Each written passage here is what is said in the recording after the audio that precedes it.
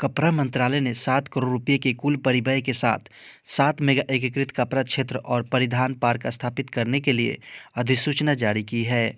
4,445 crore.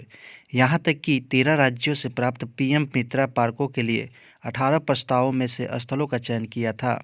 Park Tamil Nadu, Telangana, Gujarat, Karnataka, Madhya Pradesh, Uttar Pradesh और महाराष्ट्र में आएंगे।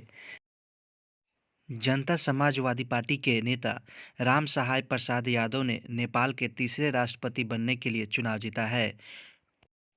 Bharat petroleum corporation limited BPCL ने घोषणा की है कि जी कृष्ण कुमार कंपनी के अध्यक्ष और प्रबंध निदेशक के रूप में पद संभाल लिया है।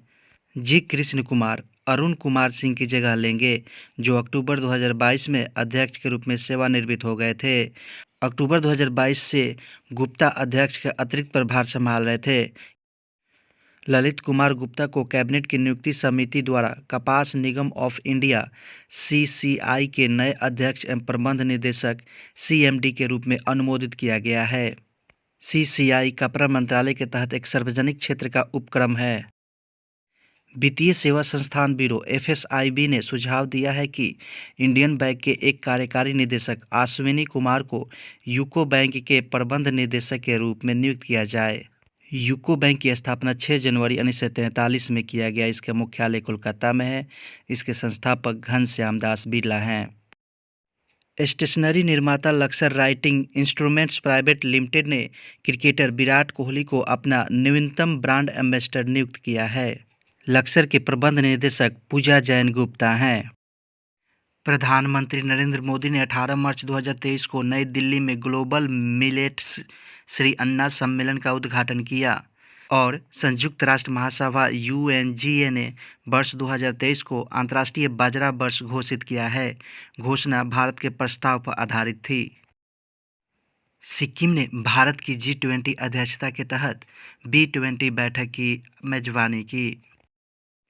हरिद्वार में आयुर्वेदिक विश्वविद्यालय के ऋषिकुल परिसर ने हाल ही में पशु चिकित्सा और आयुर्वेद विषय के साथ अंतर्राष्ट्रीय आयुर्वेद सम्मेलन का उद्घाटन किया। इस सम्मेलन का उद्घाटन 17 मार्च को केंद्रीय पशुपालन, डेयरी और मत्स्य पालन राज्य मंत्री संजीव बल्यान ने किया था। 10वें वैश्विक आतंकवाद सूचकांक जीटीआई की रिपोर्ट में दिखाया गया है कि हमले और मौतों में क्रमशः 75% और 58% की गिरावट के बावजूद अफगानिस्तान लगातार चौथे साल आतंकवाद से सबसे ज़्यादा प्रभावित देश बना हुआ है। सूचकांक में भारत को 13वें स्थान पर रखा गया है। मत्स्य पालन, पशुपालन और डेयरी मंत्रालय ने घोषणा की कि सागर परिक्रमा कार्यक्रम का चौथा चरण 18 मार्च को शुरू हुआ और 19 मार्च को समाप्त हुआ। इस कार्यक्रम में कर्नाटक के 3 तटीय जिलों उत्तर कन्नड़, उडुपी और दक्षिण कन्नड़ को कवर किया गया। ऑस्ट्रेलियाई टेस्ट क्रिकेट टीम के पूर्व कप्तान टिम पेन ने क्वींसलैंड के खिलाफ तस्मानिया के लिए अपना आखिरी शेफील्ड शील्ड प्रथम श्रेणी मैच खेलने के बाद क्रिकेट से संन्यास लेने की घोषणा की है। स्नातक की छात्रा संपन्ना रमेश सेलार ने अंडर 21 वर्ग में श्रीलंका के तलाईमन्नार से लेकर तमिलनाडु के धनुषकोटी तक पाक जलडमरू मध्य में तैरने के लिए सबसे तेज भारतीय बनकर एक नया कीर्तिमान स्थापित किया है। उन्होंने 8 घंटे 26 मिनट के पिछले रिकॉर्ड को तोड़ते हुए केवल 5 घंटे 30 मिनट में 29 किलोमीटर की दूरी तय की। कर्नाटक के बेलगाम में भारतीय राष्ट्रीय कांग्रेस ने चौथी गारंटी युवा निधि के हिस्से के रूप में राज्य में बेरोजगार युवाओं को मासिक भत्ते के रूप में 3,000 रुपया देने का वादा किया है।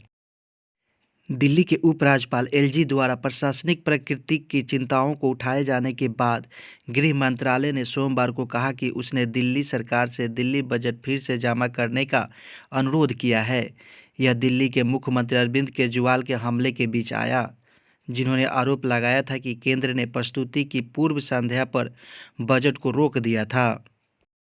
Amazon.com इंक ने सोमवार को कहा कि यह 9,000 नौकरियों में कटौती करेगा, जिससे यह संभावित मंदी की स्थिति में छंटनी के दूसरे दौर की घोषणा करने वाली नवीनतम बिग टेक कंपनी बन जाएगी।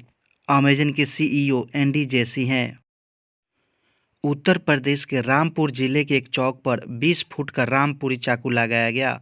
पीतल और स्टील से बनी प्रतिमा को 52.52 लाख रुपए की लागत से स्थापित किया गया है। रक्षा मंत्री राजनाथ सिंह 23 अप्रैल को छपरा आ रहे हैं। वीर कुंवर सिंह विजय उत्सव के अवसर पर आ रहे राजनाथ सिंह क्षत्रिय छात्र निवास का उद्घाटन करेंगे। क्षत्रिय छात्र निवास में उन छात्रों को रखा जाएगा जो मेधावी हैं और पढ़ना चाहते हैं लेकिन आर्थिक रूप से कमज़ोर हैं। जापानी पीएम फूमियो किशिदा ने सोमवार को नई दिल्ली में पीएम मोदी के साथ गोलगप्पे का लुत्फ उठाया। गूगल ने हाल ही में 12,000 से अधिक कर्मचारियों को निकाल दिया है। जिस तरह से कंपनी ने छंटनी की प्रक्रिया शुरू की है, उससे कई कर्मचारी खुश नहीं हैं। अब गूगल के कर्मचारियों ने सीईओ सुंदर पिचाई को एक खुला पत्र भेजा है, जिसमें कंपनी से उनकी 5 मांगों को पूरा करने को कहा गया है। बिहार बोर्ड इंटर की परीक्षा की रिजल्ट जल्द ही जारी की जाएगी। दिए गए स्क्रीन की वेबसाइट पर जाकर आप रिजल्ट को चेक कर सकते हैं।